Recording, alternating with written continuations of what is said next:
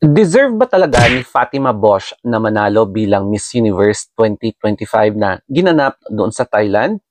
Siya na kasi ngayon ang pang-apat na Mexican na nanalo sa Miss Universe. So nakatay na sila sa Pilipinas na meron ding 4 Miss Universe winners. Kaya eto yung tanong, bakit nanalo si Mexico sa Miss Universe? Kaya titignan natin dito yung kanyang question and answer, the judge's decision, yung boss decision, or yung destiny niya. Kaya eto na. Unahin na natin sa Q&A. So, nagustuhan ba ng mga judges yung sagot niya? Ang question kasi is, if you happen to win the title of Miss Universe 2025, how would you empower young girls or younger generation? At ang sagot niya, in my own summary, correct me na lang if I'm wrong, I'm not perfect, believe in the power of authenticity. Believe in yourself and don't let anyone to doubt your capabilities. So, be true to yourself and let your voice be heard. So, yan yung pagkakaintindi ko na i-explain ko na siguro may nagustuhan ang mga judges sa sagot niya kaya pinanalo nila si Mexico. Pangalawa naman, maraming nagsasabi na posibleng judges decision yung pagpili sa winner. So, pwede nga naman, di ba? Pero, hindi natin alam. Anyway, eto nga pala yung mga list of final judge panel during the conclusion of Miss Universe. So, makikita nyo, yung mga judge ay from iba't ibang parte ng mundo. Merong from Zimbabwe, from Canada, from India, from Thailand, from Venezuela, tapos from Philippines, mga ganyan. So, kung makikita nyo, ang dami nilang judge. Pero, meron ding mga judge na na-invite na nag-decline. Another, number 3, marami din ang nagsasabi in connection sa judge's decision ay yung decision ng mga pageant owners o kaya yung organizers ng pageant.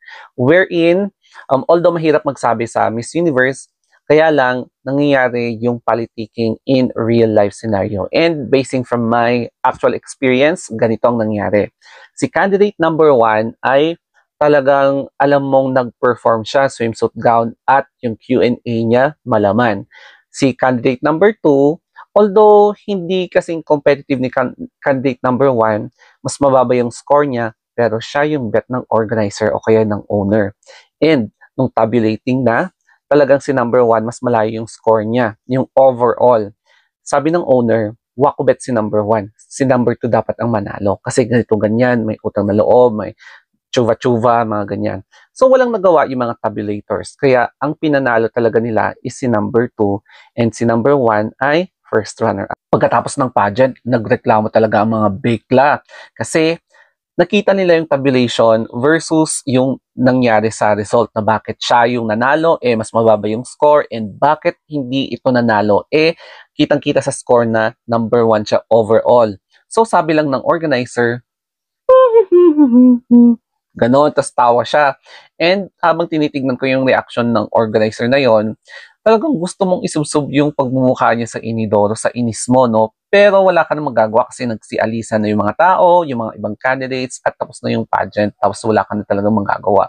And sigurado ako na may mangyayari pang mga ganong insidente in the future. Tapos, kung ano yung nakikita nyo sa mga nagpo-post sa social media na nagwawarlahan, totoo yun. Kino-question din yung pagbasa ng host, yung official na tabulated scores at yung pag-announce. Pero yan yung nilabas niya para to be transparent.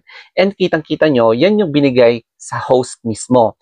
Na ang fourth runner-up, si Cote d'Ivoire, third runner-up, Philippines, second runner-up, Venezuela, at ang panalo is si Miss Universe na si Mexico. And then, nagbigay din ng saloobin si Natalie Glebova na hindi na ako mag-judge not unless may tabulator or may official accountant na parang Ernst & Young's, di ba? May mga ganyan. Pero kapag wala, was ako mag-join. So, yun yung sabi ni Natalie.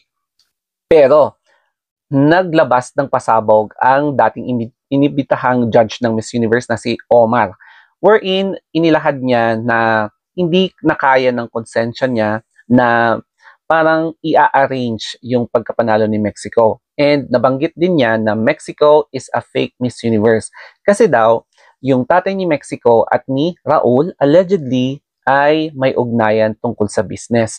And gusto niyang paboran yung tatay ni Fatima Bosch by making her as the new Miss Universe para meron daw ata silang isalba doon sa business, parang ganun yung nangyari. So, mabigat itong revelasyon at pwedeng ikapahamak ni Omar. So, nakakatakot yung ganitong pasabog, no? So, ang dami niyang receipts at marami ba daw siyang i-reveal anytime soon. Balikan natin si Fatima. And ang isa din sa possible reason kung bakit siya nanalo ay yung kanyang face card.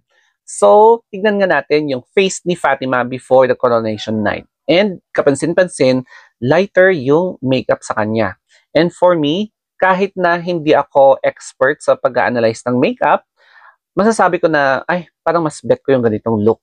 Mas fresh tignan. So, yeah, mas gusto ko yung lighter makeup niya. However, during the coronation night, heavy yung ginawang makeup sa kanya, no? Ang heavy talaga ng itsura niya. Ginamit yung mga bold colors. Siguro, in my own observation, binagay siguro sa kanyang gown, which is red. Kaya dapat red din yung kanyang lipstick na very bold. Bilang isang pageant fan for how many years, I believe this is the most toxic edition ng Miss Universe ever. Dahil hindi naman ako ipokrita, no, na although kontento ako sa third runner-up finish ni Atisa Manalo, mas deserve niya yung higher placement. Sana. Pero wala na tayong magagawa, nandyan na.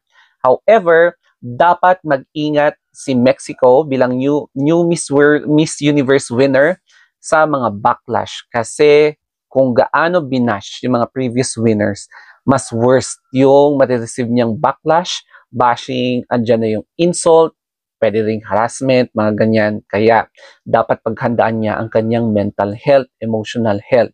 Kahit na marami siyang kakampi, wala siyang ligtas sa pananabutahe ng social media versus her. As in, I can feel na kawawa siya.